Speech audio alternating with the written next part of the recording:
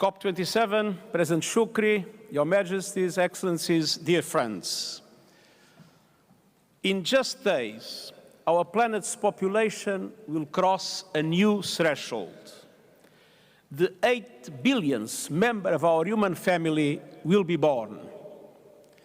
This milestone puts into perspective what this climate conference is all about. How will we answer when baby 8 billion is old enough to ask, what did you do for our world and for our planet when you had the chance? Excellencies, this UN climate conference is a reminder that the answer is in our hands. And the clock is ticking. We are in the fight of our lives, and we are losing. Greenhouse gas emissions keep growing. Global temperatures keep rising. And our planet is fast approaching tipping points that will make climate chaos irreversible.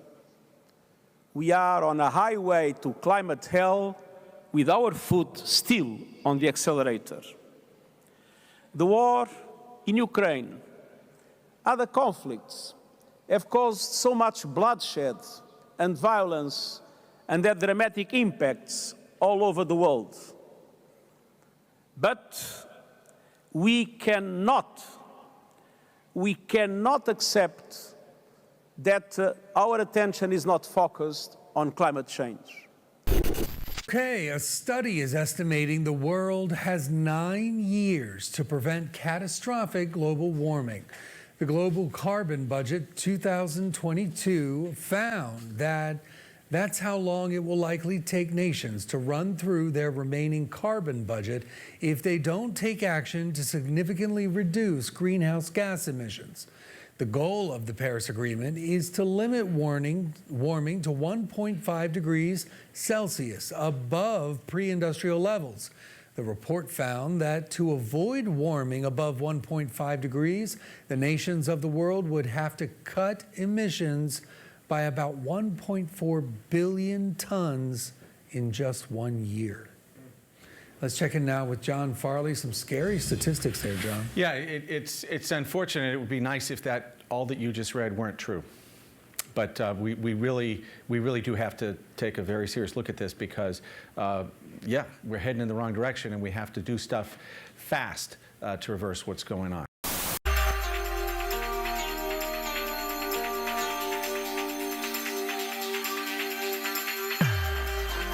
In a new climate change report, the United Nations says the world is heading in the wrong direction. The report says there's a 48% chance that global temperatures will rise by 1.5 degrees Celsius over the next 5 years. Data shows a 93% chance that the Earth will experience record-breaking heat over the same period. CBS News senior national and environmental correspondent Ben Tracy joins us now to talk about this. Ben, good to see you, my friend.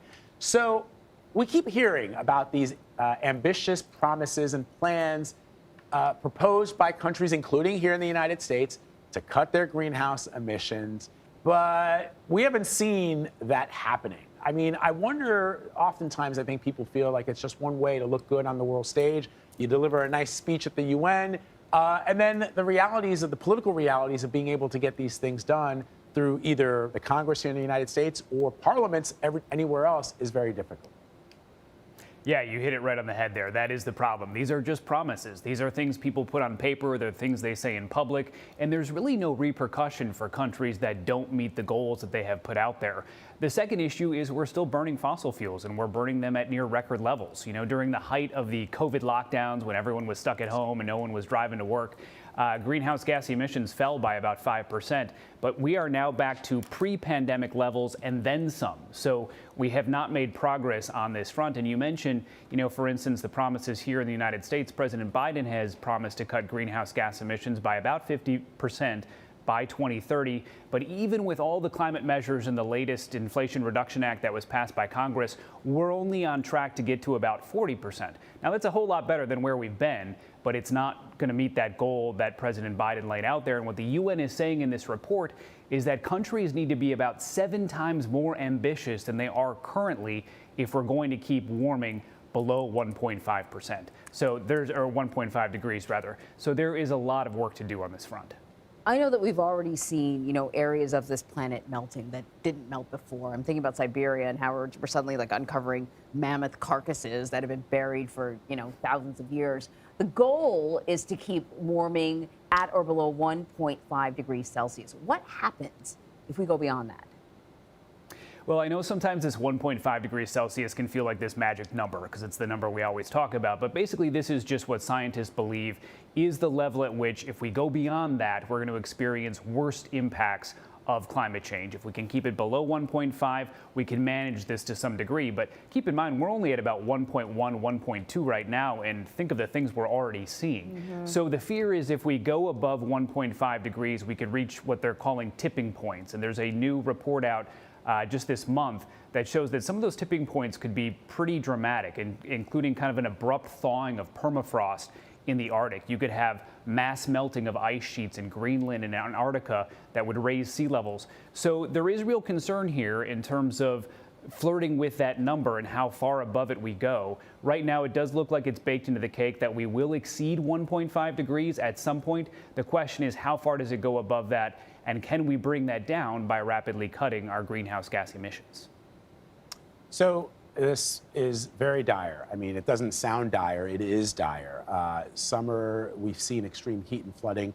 And give context to that, Ben, because a lot of people sometimes say, well, it's always been hot, or we've always had floods and hurricanes and monsoons. Help our viewers understand the difference between weather and climate.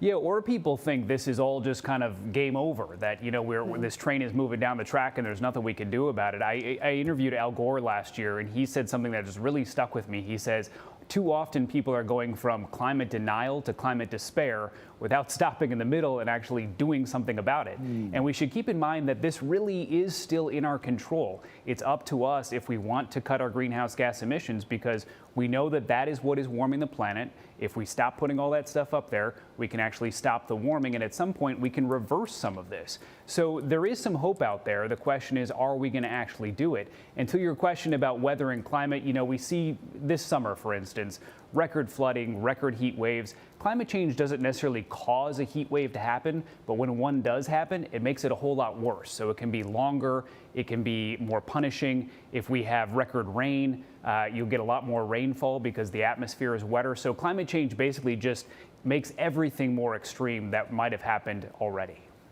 Ben Tracy, thank you very much. Thanks, guys.